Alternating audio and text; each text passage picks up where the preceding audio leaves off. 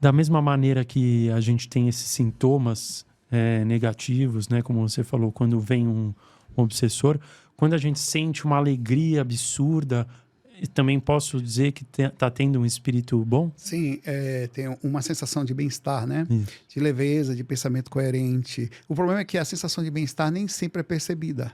Você se sente bem e não atribui porque Você só repara o é mal, que os né? mentores são tranquilos, eles são suaves, eles até mesmo deixar você em estado de alta plenitude é uma coisa que eles tentam não fazer pela desarmonia, Uhum. para você não viciar naquilo. O meu mentor está aqui, então vou chamar ele de novo. Você não viciar sempre, eu só sinto paz quando ele chega perto. Então existe um cuidado muito grande, diferente do obsessor, que quer que você se sinta mal mesmo. O cara chega já dando um soco no sua orelha, Já vem com tudo. pá, você se sente E mal. por fim, além desses sentimentos, essas questões físicas, né? Eu posso dizer que se algo deu errado na minha vida, foi por motivo de um obsessor. Vou dar um exemplo. Estava no trânsito, me estressei e bati o carro. Eu posso dizer que, de alguma maneira, tem um dedinho ali de um obsessor ou é muito vitimismo? Tem duas coisas que acontecem aí. Vê que interessante. Tudo é frequência. A frequência é uma coisa muito interessante. A gente ainda não entende isso entende na resposta orgânica, né? Cada vez que você altera uma emoção, solta um pouco de hormônio e ele pode ser bom ou ruim no seu corpo, causar reações boas ou ruins. Quando você muda de frequência, duas coisas podem acontecer. Você vai para uma frequência específica, essa frequência já é tóxica. Só entra ali quem está estressado. Não é pouco, não. Todas as pessoas que ficam estressadas, elas acessam determinadas frequências. E às vezes as mesmas. Então você entrou na frequência de outras pessoas. Então você nem precisa de um espírito para ter risco de bater o carro. Se tiver, pior. Mas ao estar nessa frequência, caso um espírito queira lhe acessar, ou você fica invisível porque entrou, ou ele estava do lado de vocês tentando fazer você entrar. Fica mais fácil ainda o acidente acontecer. Então você não pode dizer que o que aconteceu foi por causa de um espírito, mas você também não pode dizer que o que aconteceu foi por baixa frequência. Eu estava me mantendo constantemente numa frequência X, que mesmo não tendo espírito, era propício isso acontecer. O que a gente, muitas vezes isso é usado pela a filosofia como é que chama aquela filosofia esqueci o nome, cara. Lei da atração. Ah, A lei da atração fala disso. Apesar da lei da atração ter algumas falhas. A lei da atração sempre responsabiliza você pelo onde você está vibrando. De certa forma, é fato. Mas tem duas falhas nela. E uma Quais delas seriam? é que não tem o que fazer. A primeira falha da lei da atração é se você tiver um espírito colado a você. Como é que você vai se sentir bem? A segunda é a lei do karma. Você tem uma energia que você entrou, precisa responder por uma determinada ação que você tinha feito. Então, por mais que você queira, você não consegue fugir. Então, algumas coisas vão acontecer independente de onde você está. E você não vai conseguir vibrar positivo. Ela responde, mas ela limita, né? Por mais que você queira, você tem uma coisa que está pendente ali. Então, não adianta. Isso leva a culpa, né? Porque nós estamos todos em aprendizado aqui, né? Não tem nenhum problema estar aprendendo. Ter errado em outras vidas, ou errar aqui mesmo, né? Mas é importante saber que a gente pode ser positivo, deve tentar, deve se esforçar, mas tem horas que não é tão simples. Aliás, a maioria das vezes não é tão simples. e se for esse caso, o que a pessoa pode fazer para sair dessa obsessão? Olha, processo obsessivo é um negócio complicado, velho. Porque é onde entra um dos maiores paradoxos da espiritualidade. Como que esses caras fazem o que querem, velho? É. O ser humano faz o que quer, com as suas devidas consequências. A gente veio aqui gravar. Tem cara que tá por aí com a arma na cintura, velho. Nesse momento saiu de casa para assaltar. Tem cara que planejou, comprou bicicleta, comprou uma caixa de iFood, botou para roubar. Tem cara que... Então, assim, eu não vou entrar nos pormenores do porquê isso aconteceu, mas, então, assim, o processo de um espírito colado em uma pessoa é tão complexo que só muda quando chega a hora. Por isso que o umbral... Porque você podia pensar, por que os espíritos superiores não vão no umbral e tiram todo mundo? Sei lá, não vão nas zonas inferiores e tira todo mundo, ajuda, leva para algum lugar, interna as pessoas. Porque não funciona assim. Você já conseguiu... Pensa numa pessoa que tem um defeito, qualquer uma. Tenta mudá-la agora. É difícil, né? E você conhece a pessoa. Tem conversa. Imagine você alguém que você nem conhece. Como que faz? Nem você não consegue mudar a gente, pô. Então, por isso que o processo obsessivo ele é tão complexo. Minha mãe, quando eu mais novo, quando eu comecei a sair do corpo, foi uma das primeiras coisas que me impactou, foi um espírito que ficava no quarto da minha mãe. É um cara, velho. E eu não tinha conhecimento sobre espiritualidade para chegar pro cara, vem cá, irmãozinho, sai daqui. Não, eu caía na voadora, soco mesmo, velho. Fora do corpo. Caraca. Eu vi o cara lá dentro, o cara fazia mal para ela, velho. Aí eu comecei a ser uma pessoa não grata lá na casa. Eu saía do corpo, começava a sair e ia procurar o cara. Aí todo mundo saia correndo. Tinha mais de um espíritos dentro de casa. Especificamente um não gostava da minha mãe. Minha mãe já não está mais aqui, já voltou, desencarnou. A casa que nós morávamos foi vendida e o espírito ainda mora dentro da casa. Foi vendida com encosto da casa. Não dá pra expulsar ele. Ele é o dono da casa. E a mulher que mora lá é evangélica e sente o negócio lá dentro. Aqueles processos de exorcismo não... Não funciona porque... cara, desobsessão não... É assim, eu trabalhei 7 anos como doutrinador em centro espírita. 2 anos em um e 5 em outro. Eu já conheço um pouquinho, estive em algum lugar de apometria e tal, também já conheço alguma coisa. Olha, desobsessão é assim. O cara chega lá, tá com o espírito colado nele. Tá? Aí você faz um trabalho e tal, ele toma um passe, é feito um processo de magnetização, o espírito, às vezes, ele se manifesta, às vezes não. É levado temporariamente para um local, tal, você vai para casa um pouco leve. 2 dias depois ele está solto e volta para sua casa. Por que não? Porque não tem como você pegar uma pessoa e mudar ela. A natureza, ele tem o que a gente chama de livre-arbítrio e volta. Aí ele vai de novo, isso a mesma coisa acontece e assim fica. Mas fica, e às vezes fica com mais raiva. Porque ele estava na zona, no começo, principalmente as pessoas que começam o tratamento de desobsessão. Ele estava ali, meio que por anos, às vezes, décadas. Na zona você de resolve, controlando, fumando com você, bebendo, fazendo tudo isso, dorme de conchinha. Eu tenho coisa que dorme de conchinha comigo. Caraca. A Carita, que está aí embaixo, minha esposa, sabe disso. Ela vê. Vê? Ela vê. Se tivesse aqui, chamar ela para falar, ela não vem de jeito nenhum. Mas ela vê. Ela não iria aparecer aqui de jeito nenhum. Mas ela vê. Ela olha, ela se abaixa atrás das minhas costas. Aí você fala, como é que você pode ter encosto?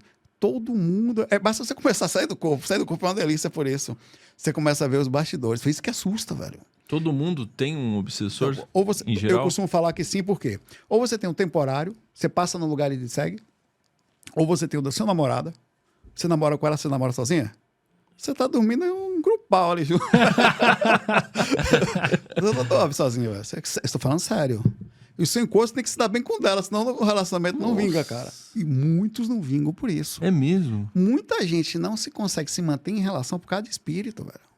Caramba. E na hora do ato sexual, eles estão Estão participando? lá também, no negócio lá na lambi-lambi lá, velho. Mas não tem a menor dúvida. Às vezes, quando o sistema de amor de vocês eleva, que eles não conseguem perturbar. Entendi. Quando eleva, com assim, o ambiente fica melhor e tal. Existe uma coisa chamada frequência. Uhum. A gente fica meio... Eles estão do lado, mas não conseguem acessar. Porque a frequência com que os dois estão eleva. O Valdo Vieira como chamar isso de alcova blindada. Alcova blindada. A alcova blindada era um processo natural. Você pode fazer isso através de técnica, mas é um processo natural. Você está fazendo bons sentimentos. Por isso que pessoas que você não conhece ninguém, acabou de sair, não tem proteção. Não tem como. Então, o processo obsessivo, ele só vai acontecer a melhora quando ou você muda muito a ponto de ficar sempre numa frequência boa, o espírito não tem mais acesso a você, ele fica te rodeando por 2 anos, às vezes desiste, fala, cara, aquele corno mudou, eu não consigo mais acessar ele. Ele não consegue chegar perto. Não, ele se dana e vai embora. Uhum. E fica esperando uma oportunidade. Ou ele fica e o problema é que quando você tenta mudar, ele fica ali, eu sei que você não vai conseguir.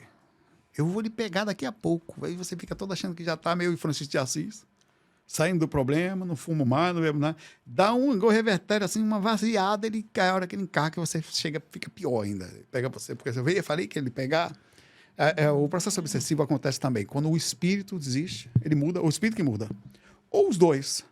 Um muda, o espírito, um se afasta, e com um processo de afastamento, e com isso os dois melhoram.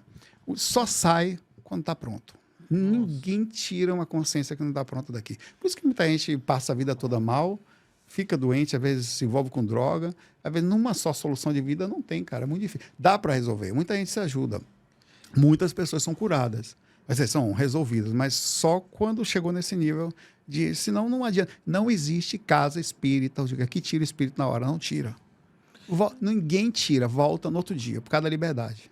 E qual que é a sua visão sobre o tempo quando a gente está fora do corpo? Existe passado, presente e futuro? Isso é uma pergunta difícil. O tempo a gente sabe que ele depende do referencial que você está, né? Agora a gente está num referencial em que você sente que está no presente. Eu estava ali fora agora, daqui a pouco a gente sabe que vai para algum lugar. Mas fora do corpo acontece algumas coisas. Aparentemente, o corpo astral, por exemplo, segundo o Valdo Vieira, pesa 110 gramas, uma coisa assim. Não sei quem foi que pesou, mas ele falou isso no Professologia. Nós, média, aqui é 75, 80, 85 quilos que a gente pesa, a média, né? Se você parar para pensar, isso é um absurdo de tamanho. Só esse peso, se você fizer análise na hora que você sai do corpo, teoricamente, fora o espaço e tempo, o tempo ele seria diferente em outra frequência por vários motivos. Quando você fica mais leve, você vai para uma frequência mais leve. E a tendência é que o tempo seja diferente nesse lugar. Isso é uma incógnita, ninguém sabe direito ainda. Existe a teoria, inclusive ligada a Einstein, que a relatividade, foi feito já treino com isso, com essas teorias, né? Feito algumas comprovações com os relógios atômicos e tal. E quando você sai do corpo, você vai para uma outra dimensão onde o processo ocorre mais rápido, tá? E isso faz com que seja um dos empecilhos do processo de rememoração. Você vai para um corpo que é mais rápido, num tempo que é mais rápido. Por exemplo, a gente está encarnado aqui há 80 anos. Aparentemente, para o espírito que a gente deixou lá, o tempo para ele é menor. Um parente nosso que ficou do lado de lá vai ver 20 anos de diferença só. É como se a linha do... Sabe aquela coisa da linha do tempo que vem e ela se curva? Sim. Quando chega na gravidade, depois ela volta? Quando você sai dessa frequência, eu estou falando que você sai da Terra, do planeta Terra como a gente conhece. Você vai para uma frequência mais sutil, onde a linha de tempo não se curva do mesmo jeito. Então, existe a possibilidade de, além do processo energético, além do processo orgânico, que a gente estava conversando sobre isso de rememoração, eu não falo normalmente porque isso vai para um caso mais profundo aí, né? Mas da quebra, da dificuldade da rememoração ser o estiramento da memória. A memória é desse tamanho do lado de lá, que você tem experiência, a coisa livre. Quando você volta, você tem que mergulhar de novo na coisa mais densa e enxutar, e compactar aquela informação. Por isso que você perde muito das informações também. Inclusive, é legal você estar falando de... Você não sabe quem que mediu o peso, né? Do corpo astral. E eu tive um professor de ciências na minha 6ª série que me disse que os sonhos duravam 13 segundos. Então, pensa, eu, uma criança, ouvi isso, né? Mas em 13 segundos você pode ter uma velocidade cerebral de 1 hora, né? Então, esse que é o ponto. Por isso que parece que dura muito mais. Então, a minha dúvida não sei também como que ele mediu isso, né? Mas ele era professor para passar essa informação, também não sei se é verdade. Mas, de fato, não dura a noite inteira de sonho? Eu acho que tem...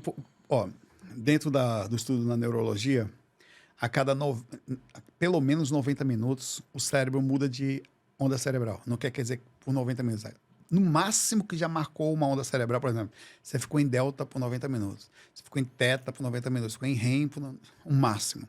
Normalmente é assim, você fica 15 numa, 5 noutra, meia hora em uma, depois 2 em uma, e fica variando o tempo todo. Isto é o grande empecilho para o processo chamado sonhar. Porque às vezes você está sonhando ou está numa variação interna cerebral, quer dizer, onde se você colocasse uns eletrodos, um eletrocefalograma, você conseguiria medir que está tendo uma ação específica. Mas você não vai conseguir trazer a rememoração. Não vou conseguir me lembrar daquilo. Então é difícil dizer que a gente só sonha 13 segundos ou mais. Talvez as ondas REM chegam a durar 40 minutos ininterruptas, até 1h30, né, na verdade. Ininterruptas. Eu tenho uma onda REM de 20, 30 minutos. Você fica lá, eu uso aquelas pulseirinhas, né? Que fica lá aquelas coisinhas verdinhas. Você parece, caramba, que onda REM gigante que ela acontece, né? Inclusive, um dos experimentos que a gente tem feito para tentar fazer a projeção astral é induzir... A gente não sabe como induzir, mas a gente sabe o que acontece. Tentar entrar em paralisia do sono pela onda REM. Eu tenho tentado isso. Foi um dos experimentos que eu ia fazer na faculdade. Eu costumo lá, chamei o professor, um bocado de... vamos fazer um experimento aqui. Todo mundo chama de meio de louco lá, né? Professor Pardal. Por causa dessa coisa da projeção astral e isso tudo, né? Mas uma dúvida. O sonho, ele, conforme a gente muda de onda, né? Ao longo do nosso sono, o sonho ele vai mudando ou ele consegue ficar mudando de ondas Ele também? varia. Ele varia e varia você fora do corpo também. Porque você tem que ver o orgânico. Eu tô fora do... Olha que interessante. Certa vez eu cheguei num lugar, uma experiência, tá? E eu tava... Quando você chega fora do corpo, quando você é projetor astral, você é tratado que nem grávida, que nem deficiente. Você passa na frente de todo mundo. Por quê? Olha, projetor astral aqui, deixa passar. E botam você na frente, porque sabe que você pode voltar pro corpo a qualquer momento. A fila preferencial. Como eu falo de projeção astral, eu cheguei no lugar, que era um lugar, bota ele pra falar aí. Aí todo mundo, ó, tá fora do corpo aí, vai falar pra gente agora. Aí tinha muita gente sentada, eu falei, ó, pessoal, tô fora do corpo agora nesse momento. Realmente sei que eu tô fora, vou fazer uma palestra lá fora do corpo. Só que eu sei que meu corpo tá dormindo, né? A qualquer momento, meu corpo vai mudar a onda cerebral falando isso lá fora, viu? E quando acontecer isso, eu posso fazer... por exemplo, eu posso sofrer uma variação tão que eu não respondo pelas minhas atitudes. Eu comecei a falar, aconteceu exatamente isso. Meu corpo mudou, a onda cerebral. Eu, na mesma hora, sofri um baque fora do corpo, que eu fiquei em pé assim. Aí eu voltei de novo, rapidamente, fiquei em pé e tirei a camisa. Inconsciente, na frente do palco, assim. No palco, um lugarzinho alto, assim, com as pessoas sentadas. E comecei a rodar a camisa em palco. Você estava durante uma projeção, isso. Eu tava acordado. Aí, de repente, eles me pegaram, me botaram no cantinho assim, enquanto eu tava assim, eu voltei, eu saí do surto, porque o corpo variou, jogou a onda pelo sistema energético, com a cordão de prata, chegou onde eu estava, aí eu voltei ao normal, entre aspas, ao nível de consciência. Eu falei, nossa, o que eu fiz? Aí, o que eu tô falando? Que o corpo físico sofre alterações de estado de consciência e não tem o que fazer. Você, na verdade, seu comportamento depende do seu estado de consciência. Tem gente que, inclusive, bebe, brinca, se droga para poder baixar o nível de consciência. Não estou nem falando de droga. Você toma um vinhozinho, uma cerveja para baixar a consciência mesmo. Por que você relaxa quando isso acontece? O senso de realidade diminui. O estado alterado de consciência, você mudou o seu comportamento. Isso acontece no corpo, independente de você tomar nenhuma substância, sozinho, quando você está dormindo, e isso é enviado para fora do corpo. Por isso que as ondas cerebrais, ela altera o tempo todo. E com isso, como você vai processar os sonhos ou a projeção astral. E aí a gente entra em realidades paralelas quando a gente está durante... Esse é um assunto que ele é mais, digamos assim... Falar de projeção astral, o próprio nome já fala, é uma viagem, né? Tanto que tem pessoas que chamam de viagem astral, certo? Fora do meu site é viagemastral.com, para você entender. Inclusive, é um aplicativo que eu fiz lá para isso. O GVA também, né? Viagemastral.com é o domínio. Falar de realidade paralela, ela entra numa esfera ainda mais viajada, digamos assim. Tá. Mas a gente não pode deixar de falar, né? Porque existe uma coisa muito estranha nisto. Eu não sei dizer como. A gente fica pensando até que os sonhos embaralham. Por exemplo, certa vez, aconteceu uma coisa muito estranha comigo. Eu fui fazer uma prova na UniOeste, em Guarujá. Aí a UniOeste, eu passei ali em São Vicente, passei em Santos, e vi os lugares onde eu tinha crescido. Eu nasci em Santos, né? Apesar de ter criado na Bahia. E aquilo me remeteu aos anos 80. Saí dali em 1985. Mas muito forte, assim. Eu fiquei uma nostalgia. Olha que interessante a questão da frequência. Só que eu nem me liguei. Eu fiz a prova, né? Eu passei, mas não fui. Eu passei na UniOeste lá do Guarujá para transferir para lá, mas não fui. Aí, eu decidi, eu saí do corpo. E foi uma das coisas que eu nunca tinha visto. Eu simplesmente, eu não sei dizer como, eu estava consciente nos anos 80.